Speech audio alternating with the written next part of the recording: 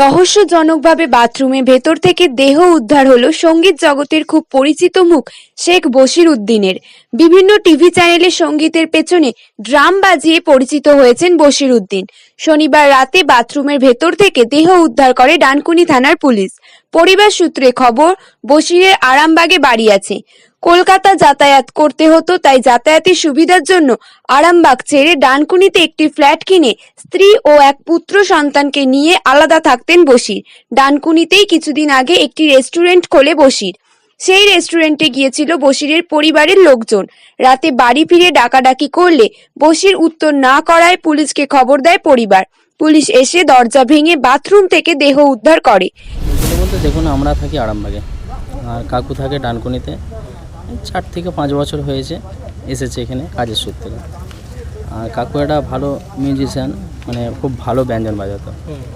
তো সেই কারণে আমাদের ওখানে যখন বাজাতো, ওইখানের থেকে আশা করি এখানে ভালো বাজাবে, ভালো মার্কেট করবে বলে ডানকুনিতে শহরে এসেছে। আসার ফলে মার্কেটও ভালো করেছে। স্টার জলসা, তারপরে জি বাংলা, সমস্ত চ্যানেলে বাজিয়েছেন, সারেগামা পায়াতে বাজিয়েছেন। তো কালকে হঠাৎ করে ফোন যায় বাড়িতে যে কাকু বাথরুমেতে মারা গেছে, সেই অবস্থায় পড়ে আছে। পুলিশ দিয়ে দরজা ভেঙে বার করেছে, আমাদেরকে খবর দেয়। তো এখনও পর্যন্ত আমরা মানে কনফার্ম হতে পারছি না যে ঘটনাটা কি হয়েছে। ঠিক আছে, তো এখন আমরা আশায় আছি পোস্টমর্টম রিপোর্ট দেখব। তারপর যেটা সত্য সেটা তো বেরোবেই, সেটা তখন আমরা জানতেও পারবো, তার ব্যবস্থা তখন আমরা নেবো। ওনার কি মানে কোনো রকম কোনো রোগ ছিল বা না না না, হার্টের একটু প্রবলেম, বলতে বুকে ব্যথা হতো।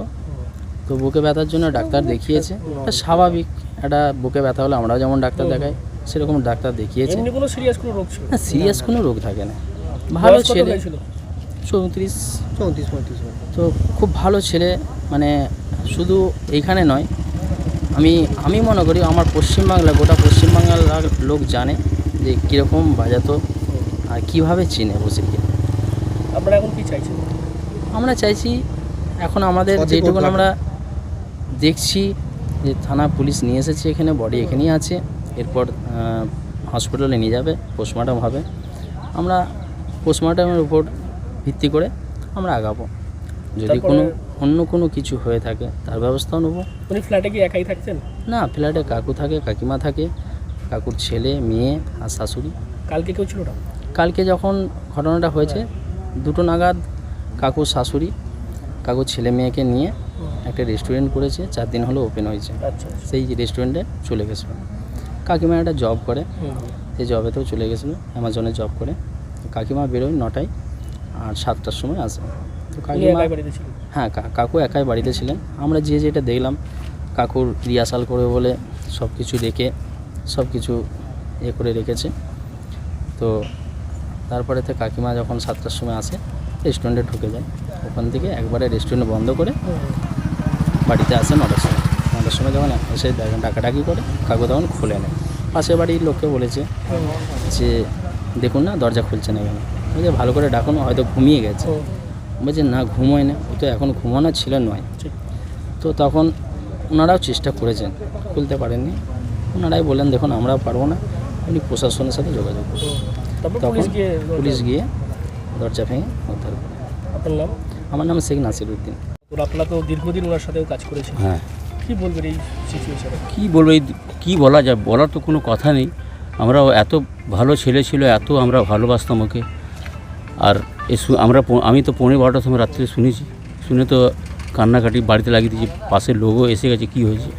আমি এই ব্যাপার, ও ভেবেছে কি আমার বাড়িতে কিছু হয়ে গেছে। আমি না, আমাকে কাকা কাকা বলতো, অনেক ভালোবাসতাম। এই দুঃখে আর কি কথা বলবো দাদা আপনাকে। এই দেখতে এসছি, আমাদের বাড়ি বজবজ, ওখান দিয়ে আমি এসছি দেখার জন্য।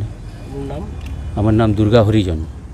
তুমি কি বলবে, কতটা থেকে ক্লোজ ফ্রেন্ড থাকতে আমি ছিলাম? হ্যাঁ, এই নিয়ে খুব ভালোবাসতো আমাকে।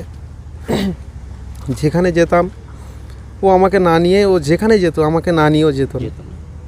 এবং যদি খেতে বসে তাও ফোন করে যে আবু আমি খেতে বসছি, তুই খাওয়া দাওয়া করেছিস? বা আমি ধরো কোথাও কাজে গেলাম, আমার ঘরে আসার জন্যে খুব করে যে আবু তোর ওখানে থাকবো। কদিন লকডাউনে মানে খুব পেরেশান ছিল ছেলেটা, আমার এখানে এসে কিছুদিন থেকে গেছে। মেয়ে এসেছিল 2-4 দিন থেকে এখানে আনন্দ উপভোগ করে চলে গেছে। আমরা প্রোগ্রাম করলাম এই 5-6 দিন হচ্ছে। লাস্ট প্রোগ্রাম কোথায় হয়েছে ওনার?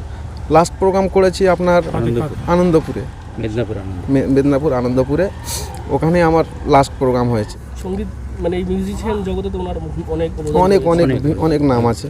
বসিরদা ব্যাঞ্জু, আমি ওনার সঙ্গে তবলা বাজাতাম। খুব খুব কি বলবো, নিজের ভাইয়ের থেকেও বেশি ছিল আমার কাছে। ওনার নাম? আমার নাম আবু রহমান। কী কারণে এই মৃত্যু তা খতিয়ে দেখছে ডানকুনি থানার পুলিশ।